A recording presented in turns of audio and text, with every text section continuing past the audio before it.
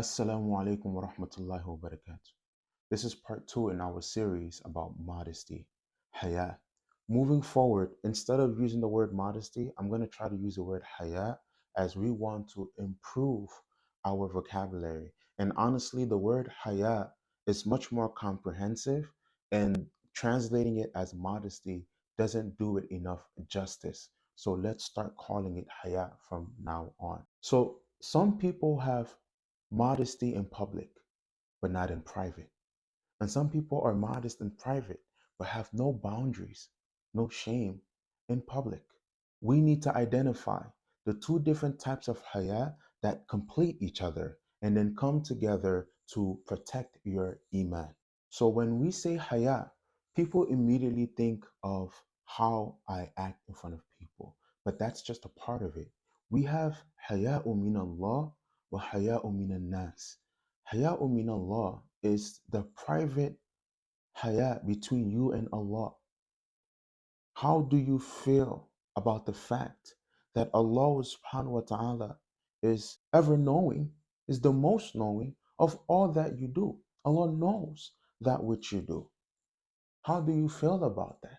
Are you modest? Are you shy to disobey Allah?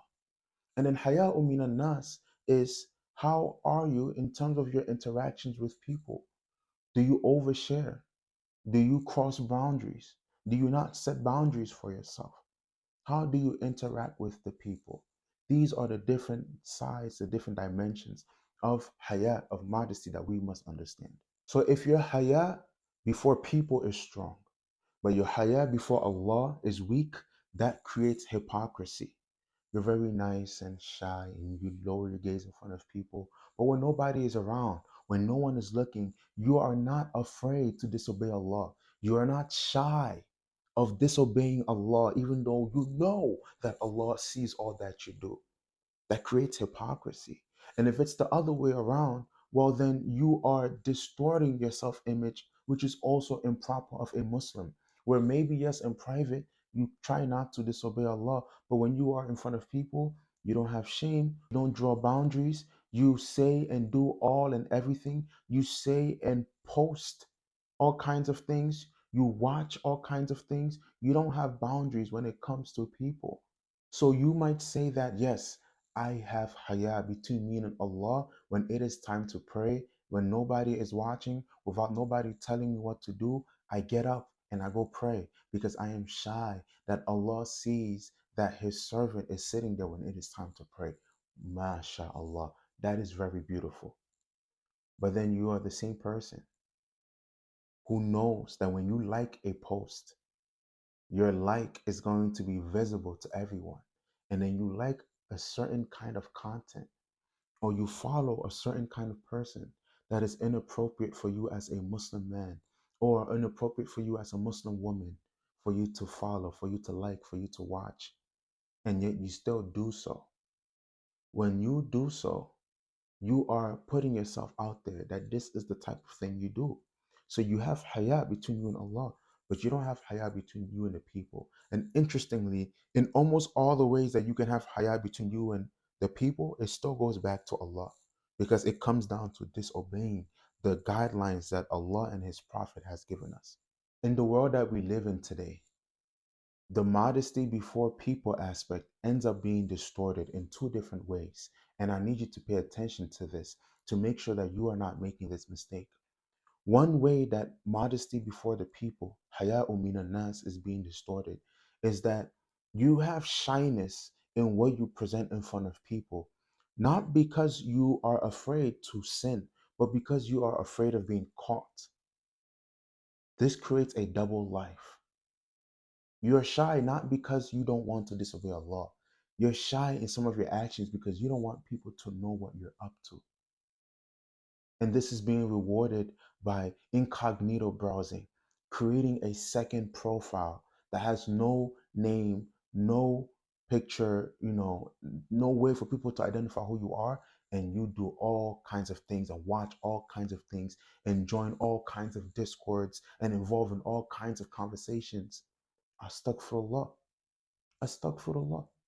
The second way that haya'u minan nas, modesty before people is being distorted, or the people who say that, you guys are being modest and you are preventing yourself from being real.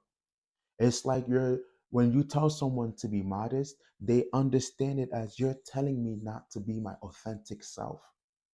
So they want to keep it real. The people who make family or couple social media pages, they overshare so much of what they have going on. Today we fought, today we did this, today we did that. You are crossing that boundary of haya, of shyness, of modesty. As Muslims, this is not appropriate. I have to say this. As Muslims, having a couples channel, having a family channel, and you share so many intimate aspects of your life, this is crossing the boundaries of haya. We need to draw that boundary. There's only certain things you should share with people. And when you share with them, understand that what you share with them, Allah subhanahu wa ta'ala will hold you accountable for what you're sharing with people. How are people going to benefit from this? There's a bunch of young men online who are struggling to avoid watching inappropriate things and are struggling to lower their gaze. Are you helping with that, or are you making it worse? Same thing with women online struggling to avoid watching inappropriate content, to avoid looking at other men lustfully. Are you helping with that, or are you making them struggle even more? Oh, but brother, I got to keep it real. I got to keep it authentic. There is nothing more authentic as a Muslim than being the Muslim that Allah subhanahu wa ta'ala has designed for us. We are not more wise than Allah. We are not more wise than the Prophet sallallahu alaihi wasallam. If the Prophet sallallahu alaihi wasallam would avoid oversharing, if the Prophet sallallahu alaihi wasallam was the best example for us, and he would try his best not to do too much, then who are we to do too much? And if you do too much and you don't think you're doing too much, then I think you're doing too much.